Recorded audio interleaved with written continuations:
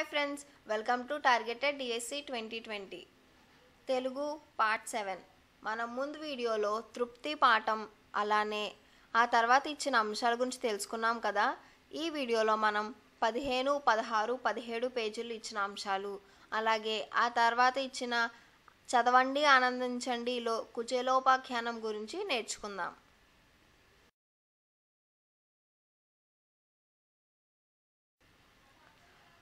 15వ పేజీ.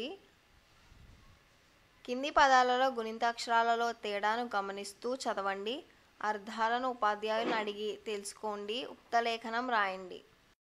సరే, మనం ఇక్కడ ఇచ్చిన పదాలకి అర్థాలు తెలుసుకుందాం. ముందుగా కెరటం. కెరటం అంటే అల. కేతనం అంటే జెండా. కైక అంటే దశరథుని భార్య. దశరథుని 3వ భార్య పేరు కైక. కొడుకు అంటే కుమారుడు. కోడలు అంటే కొడుకు భార్య. కౌలు అంటే అద్దె చెల్లించి భూమి లేదా ఆస్తిని కలిగి ఉండుట, దాన్ని కౌలు అంటారు. తర్వాత చెద. చెద పురుగు. చెదలు పట్టేశాయి అని అంటారు కదా, అది చెద పురుగు. చేను అంటే పొలం. చైను అంటే గొలుసు. చొరవ అంటే చనువు. చోటు అంటే స్థలం, ప్లేస్. చౌక ధర తక్కువగా. టెంక అంటే విత్తనం. టేకు అది ఒక కలప పేరు టేకు. టైరు అంటే అలసట. మనం మన బైక్స్కి ఉండే టైర్స్ వాటిని కూడా అనొచ్చు. టొంకు అంటే అసహజమైన. టోపీ అంటే మనం హ్యాట్స్ పెట్టుకుంటాం కదా తలపైన, తలపాగా లేదా మోసం చేయడం అని కూడా అర్థం వస్తుంది. టౌను పట్టణం. తెర పరదా, తెర వేయడం అంటారు కదా, కర్టైన్స్ లాంటివి. తేరు అంటే రథం. దేవుళ్ళని ఊరేగిస్తారు కదా, వాటిని రథం అంటారు. తేరు అని కూడా అనొచ్చు. తైలం అంటే నూనె. తొన అంటే భాగం. తోట వనము. తోట అంటే వనము. తౌడు అంటే మెత్తని చిట్టు. పెరుగు అంటే దధి. పేరు అంటే నామము. పైరు అంటే పంట. పొర అంటే పై చర్మం. పోరు అంటే యుద్ధం. పౌడరు పిండి లేదా మనం రోజు రాసుకునే పౌడర్. గెల అంటే గుచ్చము. గేదె అంటే బర్రె, బఫెల్లో. గైడు అంటే మార్గదర్శి, గైడ్స్. గొడవ తగాదా. గోడ రాతి నిర్మాణం అంటే వాల్స్. గౌను బాలికలు ధరించే వస్త్రం, ఫ్రాక్స్. జెముడు అంటే చెముడు. జేబు అంటే చొక్కాయి సంచి, పాకెట్స్. జైలు అంటే కారాగారం, ప్రిజన్. జొంపు అంటే ఉత్సవం. జోల అంటే లాలి. జౌకు అంటే బురద. డెందం అంటే హృదయం. డేగ అంటే సియేనము, డేగ పక్షి. డైరీ అంటే దినచర్య. డొంక నడిచి పల్లముగా ఏర్పడిన కాలిదారి, దాన్ని డొంక అంటారు. డోలు అంటే వాద్య పరికరం. డౌను దిగువ. దశ దిక్కు. దేశం ప్రదేశం. దైవం దేవుడు. దొర పరిపాలకుడు. దోమ అంటే మశకము, దోమలు. దౌడు అంటే పరుగు. బెడద బాధ. బేరం అంటే ఖరీదు. బైబిలు అంటే క్రైస్తవ మత గ్రంథం. బొరుసు అంటే కంతి. బోరు అంటే విసుగు లేదంటే నీటి పంపు అని కూడా అనొచ్చు. బౌలరు అంటే బంతిని విసురువాడు, బౌలర్. ద్విత్వాక్షర పదాల పునశ్చరణ. ఒక హల్లుకు దాని ఒత్తు చేరితే దాన్ని ద్విత్వాక్షరం అంటారు. కింద ద్విత్వాక్షరాలను పదాలను చదవండి, కొత్త పదాలు రాయండి. ఇక్కడ ఇచ్చారు కదా, ఒక హల్లుకు దాని ఒత్తు చేరితే దాన్ని ద్విత్వాక్షరం అంటారు. అంటే ఒక హల్లు అంటే కా తీసుకుందాం. కాకి అదే హల్లు ఒత్తుగా వస్తే క, దీన్ని ద్విత్వాక్షరం అంటారు. అలానే గా తీసుకుంటే గా కింద గా ఒత్తు పెడితే ఇది ద్విత్వాక్షరం. సా తీసుకుంటే సా కింద సా ఒత్తు పెడితే ఇది ద్విత్వాక్షరం. ద్విత్వాక్షరాల పదాలను చదవండి, కొత్త పదాలు రాయండి. ఇక్కడ కొన్ని ద్విత్వాక్షరాలు ఇచ్చారు, వాటికి కొన్ని పదాలు ఇచ్చారు, మిగిలిన పదాలు మనం రాయమంటున్నారు. కా అనే హల్లు ఇచ్చారు, ఒత్తు కూడా సేమ్ అదే, కా ఒత్తే పెడతాము. అక్షరం క, కా కింద కవత్తు పెడితే క అయింది. ద్విత్వాక్షర పదాలు వాళ్ళు ఏమి ఇచ్చారంటే అక్క, లక్క అని ఇచ్చారు. చెక్క, ముక్క,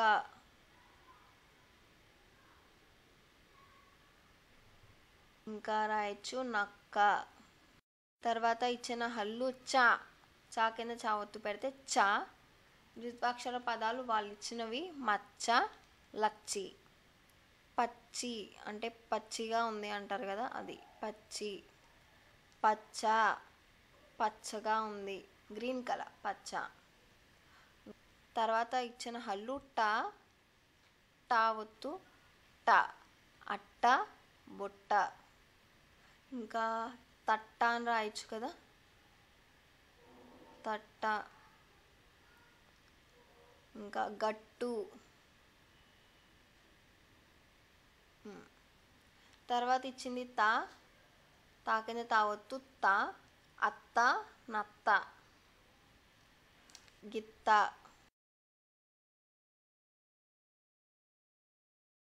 సత్తా, సత్తా చాటుదామంటారు కదా, అలా సత్తా. తర్వాత అక్షరం పా కింద పావుతూ పెడితే ద్వితాక్షరం అది. కప్ప, గొప్ప, అప్పు. చెప్పు అంటాం కదా, చెప్పు అంటే మన స్లిప్పర్స్ అవుతాయి, లేదంటే చెప్పమని అనడం కూడా అవుతుంది. ఓకే. ఆ తర్వాత ఉపాధ్యాయుడు ఇచ్చిన అక్షరాలకు ఒత్తులు చేర్చి గుణింతాలు రాయండి. చెప్పిన పదాలను ఉక్తలేఖనం రాయండి. మీరు మీ పిల్లలకి కొన్ని అక్షరాలు ఇచ్చి వాటికి ఒత్తులు చేర్చి గుణింతాలు రాయమని చెప్పండి. మీరు కొన్ని పదాలు చెప్తే వాళ్ళ ఉక్తలేఖనం రాస్తారు. సరే, ఆ తర్వాతది చూద్దాం. 16వ పేజీలో 3వది. కింది ద్వితాక్షరాలను పదాలను చదవండి, కొత్త పదాలు రాయండి. ఇక్కడ ఇంకొన్ని ద్వితాక్షర పదాలు ఇచ్చారు. మనం ద్వితాక్షర పదాలు అంటే ఏంటో తెలుసుకున్నాం కదా. ఒక హల్లుకి అదే హల్లు ఒత్తుగా చేరితే ఇది ద్వితాక్షర పదం అవుతుంది. సో ఇక్కడ ఇచ్చిన హల్లు గా, ఒత్తుగా అయింది. అదే గా ఒత్తు పెట్టాము. గా. మొగ్గ, బుగ్గ, మగ్గం. ఇంకా పగ్గం. ఈ 2 వర్డ్స్ రాయొచ్చు. ఆ తర్వాతది ఒజ్జ, మజ్జ, బొజ్జ,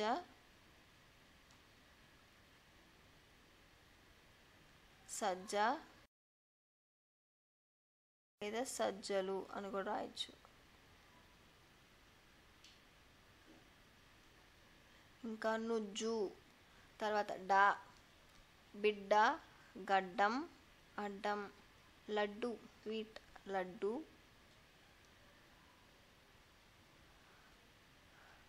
తర్వాత ముద్ద, అద్దం, ఎద్దు, పద్దు.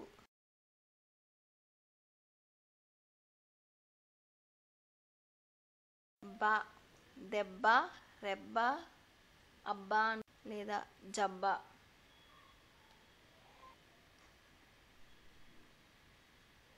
జబ్బ, అబ్బా. కింది అక్షరాల ఒత్తులు గమనించండి, మరలా రాయండి. ఛ ఒత్తు ఉన్న అక్షరాలు అనమాట, వాటికి ఇచ్చారు. వాటికి ఒత్తులు ఇవి మీ పిల్లలకి చెప్పినప్పుడు రాయించండి. తర్వాత కింది వానిలో గీత గీసిన అక్షరాలకు ఒత్తులు చేర్చి ద్విత్వాక్షర పదాలతో వాక్యాలు రాయండి. ఇందాకంటే ద్విత్వాక్షర పదాలు రాసాం, ఇప్పుడు వాక్యాలు రాయమన్నారు. కొయ్య బొమ్మ నచ్చింది. ఇప్పుడు మనం ఫస్ట్ చూద్దాం. బువ్వ తింటున్నది. వా కింద వా ఒత్తు పెట్టాలి. ఇక్కడ కూడా నా కింద నా ఒత్తు. తింటున్నది అంటే ద్విత్వాక్షర పదాలు కదా. సో అవ్వ, బువ్వ తింటున్నది.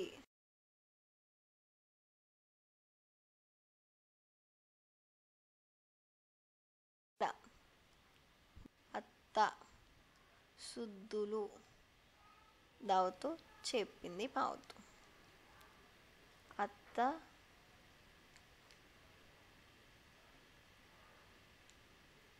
శుద్ధులు చెప్పింది.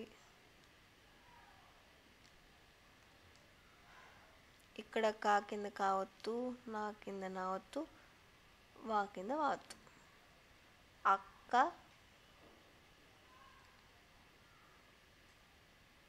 సన్నగా నవ్వింది.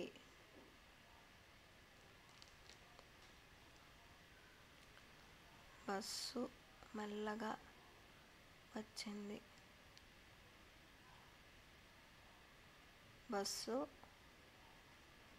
మెల్లగా వచ్చింది.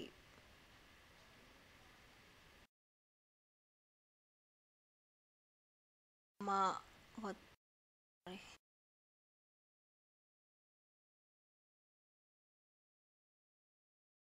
అమ్మ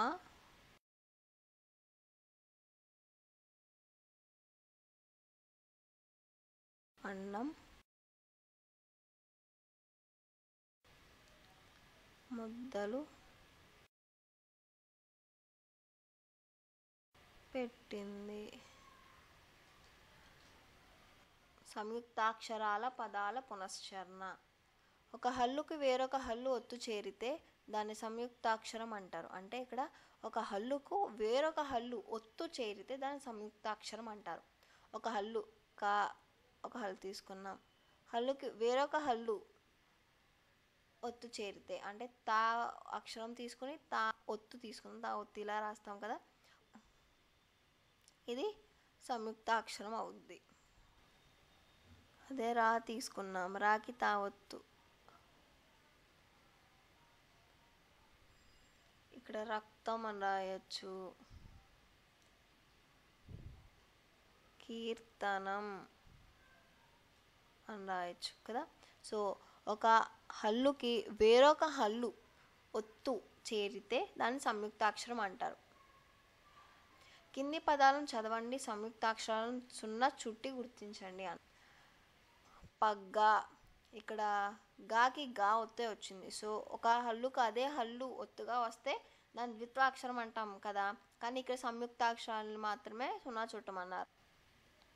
ఇది సంయుక్తాక్షరం కాదు, మనం సున్నా చుట్టకూడదు.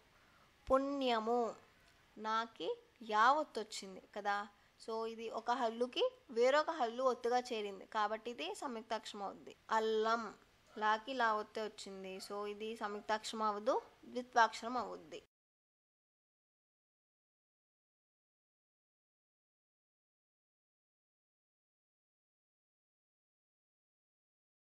చంద్రుడు, దాకి రా ఒత్తు వచ్చింది అంటే ఒక హల్లుకి వేరొక హల్లు ఒత్తుగా వచ్చింది కాబట్టి ఇది సంయుక్తాక్షరం. కీర్తి, రాకి తా ఒత్తు వచ్చింది కాబట్టి ఇది కూడా సంయుక్తాక్షరమే.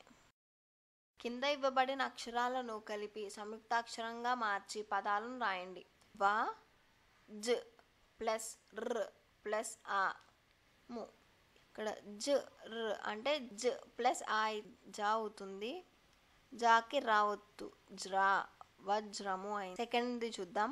ఊ ఇలా ఇచ్చారు, లు అని ఇచ్చారు. ల్ ప్లస్ ఆ అంటే లా అవుతుంది, ప్లస్ ఇంకా మిగిలింది క్ కదా, సో లాకి కావద్దు, ల్కా అయింది. ఒక హల్లుకి వేరొక హల్లు ఒత్తుగా చేరింది కాబట్టి ఇదే అక్షరం సంయుక్తాక్షరం. ఊ మనకు వచ్చింది ఉల్క, ఉల్కలు, పదం ఉల్కలు అయింది. మూడోది ఖ ఇచ్చారు.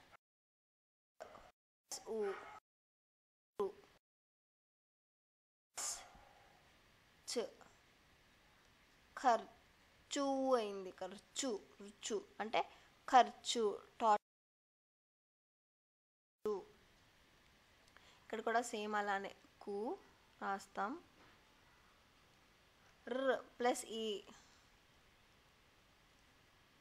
అంటే రి.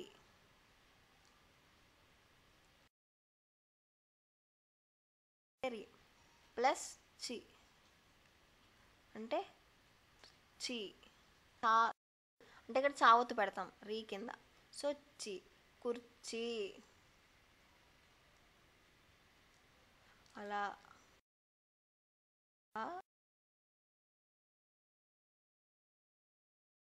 ప్లస్ ఆ అంటే లా. పక్కన ఏ ఒత్తు పెట్టాలి? యా ఒత్తు పెట్టాలి. పక్కన ఏ ఒత్తు పెట్టాలి? యా ఒత్తు పెట్టాలి. యా లియా. సో బాల్యము. చే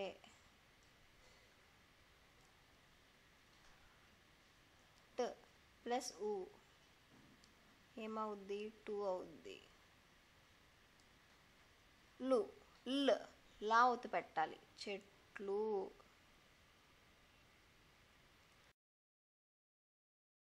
ఇప్పుడు 17వ పేజీ. ఇంకా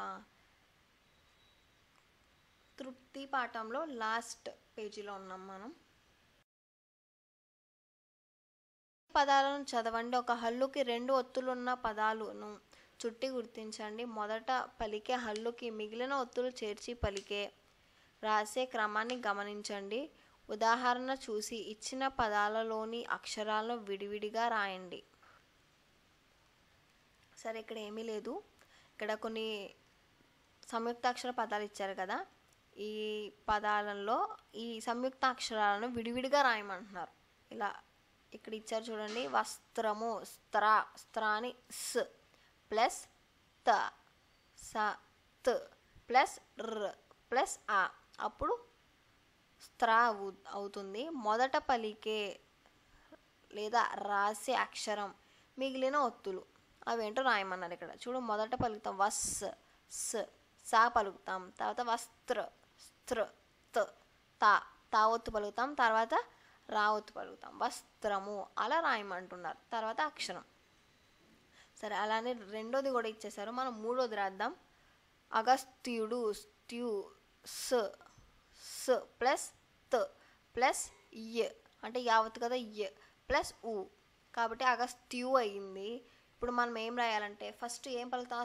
అగస్త్య త్య, కాబట్టి స్. ఫస్ట్ సు పలుకుతాం కదా, కాబట్టి సు ప్లస్ అగస్త్యు స్త్యు తు, ఊ పలుకుతాం, తర్వాత యావత్తు పలుకుతాం.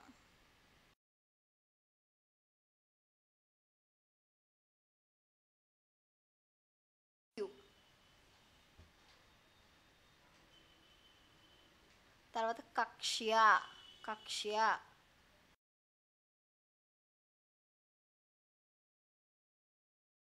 ఈ షా ఒత్తు వచ్చింది అనమాట. ఫస్ట్ క్ ప్లస్ ష్, షా ఒత్తు కాబట్టి ష్ ప్లస్ తర్వాత ఏ ఒత్తు పెడతాం? యా ఒత్తు పెడతాం, కాబట్టి య ప్లస్ ఆ కారం ఉంది కాబట్టి ఆ. ఫస్ట్ పలికే అక్షరం ఏంటి ఇక్కడ? క, క, కాబట్టి క. తర్వాత పలికే ఒత్తేంటి? షా, తర్వాత యా, క్ష్య అయింది. కక్ష్య.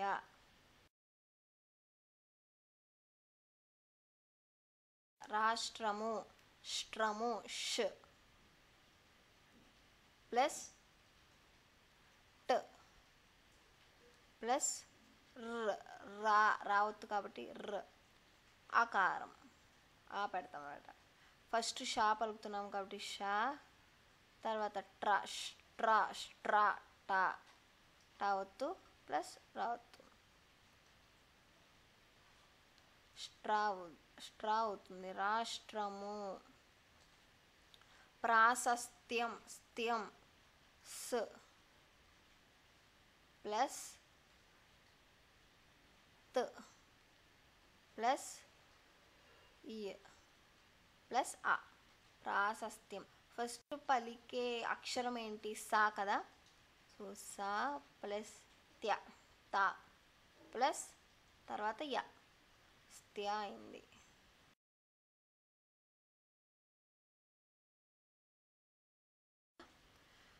పాఠంలోని కింది పదాలను చదవండి. కింది పట్టికను పూరించండి. ఇక్కడ కొన్ని పదాలు ఇచ్చారు. ఆ ఆ పదాలని పట్టికలో పూరించమంటున్నారు. చూద్దాం పట్టికలో అసలు ఏమేమి ఇచ్చారో చూద్దాం. మొదటిది వంటకాలు, కూరగాయలు, కిరాణా సరుకులు, వస్తువులు. అంటే ఇక్కడ కొన్ని పదాలు ఇచ్చారు, వీటిని మనం ఇందులో పెట్టాలన్నమాట. చేపల కూర, వంకాయ, పెసరపప్పు, అన్నం, మెంతికారం, పొట్లకాయ, గరిటె, పులిహోర, చారు, బుట్ట, అరటికాయ, వడియాలు, మసాలా, పసుపు, వాక్కాయ, గంట, విస్తరి, పాయసం, ధనియాలు, మామిడికాయ, పొయ్యి, మిరపకాయ, పచ్చడి, పచ్చకర్పూరం, జారి, జీడిపప్పు, నిమ్మకాయ. ఇలా కొన్ని పదాలు ఇచ్చారు. ఇప్పుడు ఆ పదాల్లో వంటకాలు ఏంటి, కూరగాయలు ఏంటి, కిరాణా సరుకులు ఏంటి, వస్తువులు ఏంటో రాద్దాం. ఫస్ట్ కూరగాయలు 2, కిరాణా సరుకులు 3, వస్తువులు 4.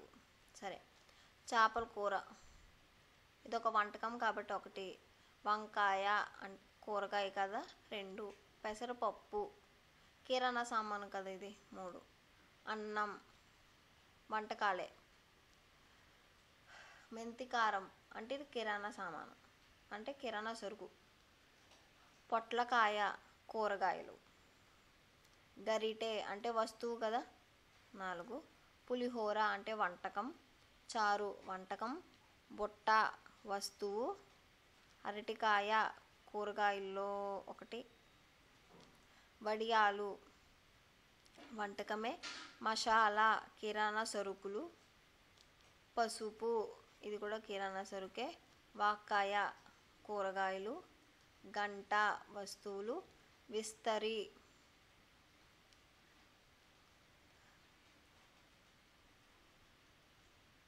విస్తరి కూడా వస్తువుల్లోకి వస్తుంది, పాయసం వంటకం, ధనియాలు కిరాణా సరుకులు. ఇలా అన్ని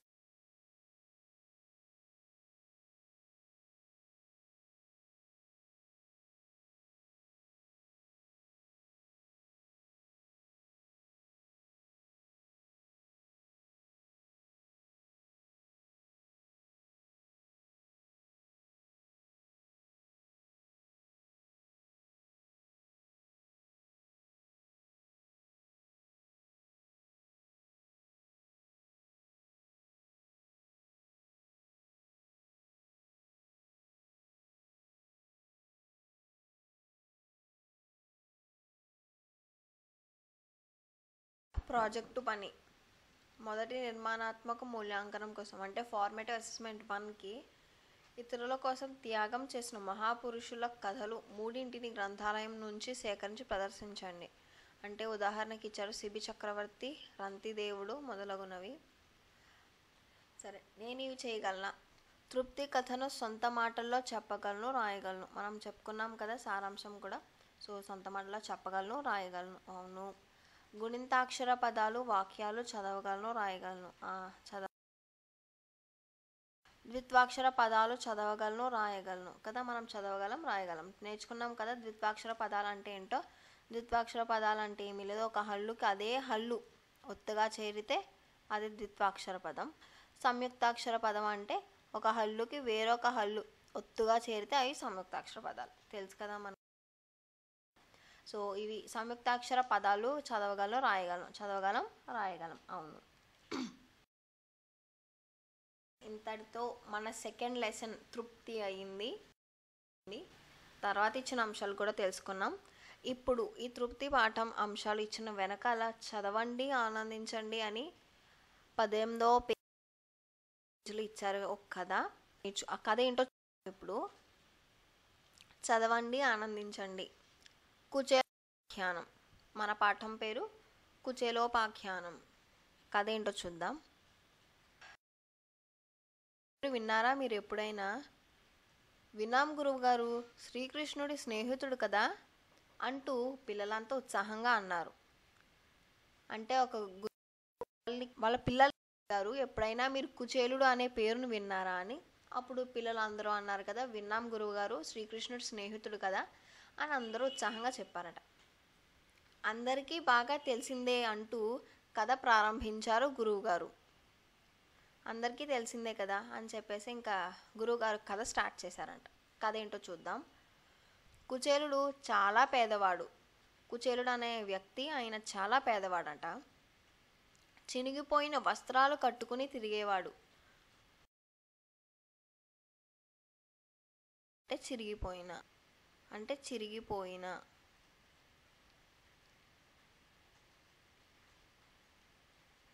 చిరిగిపోయిన వస్త్రాలను కట్టుకుని తిరిగేవాడు. కుటుంబం గడవటం కష్టంగా ఉండేది. అంటే కుచేలుడు చాలా పేదవాడంట. ఆయనకి కుటుంబం చాలా కష్టంగా ఉండేదట. ఒకనాడు కుచేలుడితో ఆయన భార్య, నాథా, ఇన్ని కష్టాలు పడుతున్నాం కదా, చిన్ననాటి మీ స్నేహితుడు శ్రీకృష్ణుడు ఉన్నాడు కదా, ఆయన సహాయం అడగండి అని చెప్పింది. ఒకరోజు భార్య అంటుందంట, నాథా, ఇన్ని కష్టాలు పడుతున్నాం కదా, చిన్ననాటి మీ స్నేహితుడు కృష్ణుడు ఉన్నాడు కదా, ఆయన సహాయం అడగండి అని చెప్పింది. అంటే చిన్ననాటి స్నేహితుడు శ్రీకృష్ణుడు ఉన్నాడు కదా, ఆయన్ని సహాయం అడగచ్చు కదా అని వాళ్ళ భార్య కుచేలుడితో అన్నదట. తర్వాత సరే అన్నాడు కుచేలుడు. అలా చెప్పగానే కుచేలుడు సరే అన్నాడు. స్నేహితుడికి ఏదైనా తీసుకుని వెళ్ళాలని అనుకున్నాడు. కుచేలుడు సరే కృష్ణుడు వెళ్దామనుకున్నాడు. కృష్ణుడికి ఏదైనా తీసుకుని వెళ్దామని అనుకున్నాడట. తీసుకొని పోవడానికి ఇంట్లో ఏమీ లేవు, తీసుకువెళ్ళడానికి ఇంట్లో ఏమీ లేవట. భార్య తన పంచె కొంగున కట్టిన పిడికెడు అటుకులు తీసుకొని శ్రీకృష్ణుడి వద్దకు బయలుదేరాడు కుచేలుడు. ఆయన భార్య తన పంచె కొంగున పిడికెడు అటుకులు అంటే పంచె కొంగు కట్టిందట. అవి తీసుకుని శ్రీకృష్ణుడి వద్దకు బయలుదేరాడు కుచేలుడు. కుచేలుడిని చూచి శ్రీకృష్ణుడు ఎంతో ఆనందపడ్డాడు. అక్కును చేర్చుకున్నాడు. సకలోపచారాలు చేశాడు. శ్రీకృష్ణుడు కుచేలుని చూసి చాలా ఆనందపడి అక్కును చేర్చుకున్నాడు. అన్ని ఉపచారాలు అంటే అన్ని మర్యాదలు చేశాడు.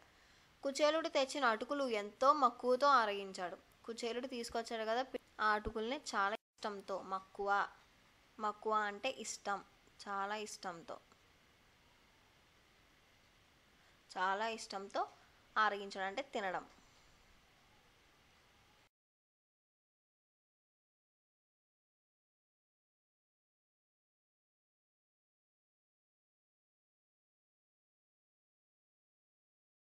అటుకులు ఎంతో ఇష్టంతో తిన్నాడంట కృష్ణుడు.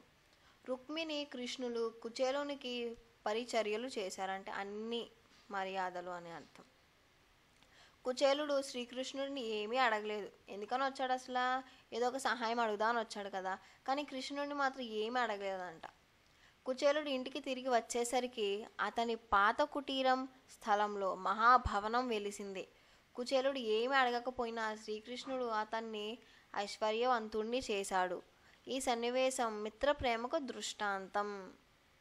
అసలు కృష్ణుడి ఇంటికి వచ్చింది ఎందుకు? సహాయం అడుగుదామని కుచేలుడు వచ్చాడు.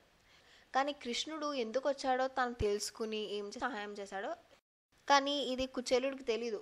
కుచేలుడు ఇంటికి వెళ్ళగానే కుటీరం అంటే తనకు ఒక కుటీరం ఉంటుంది కదా, కుటీరం అంటే నివసిస్తే మహాభవనం వెలిసిందంట. కుచేలుడు ఏమి అడగలేదు. ఏమి అడగకపోయినా శ్రీకృష్ణుడు అతను ఐశ్వర్యవంతుడు చేశాడు. ఈ సన్నివేశం మిత్ర ప్రేమకు దృష్టాంతం. Thank you friends. Please like, share and subscribe for more updates.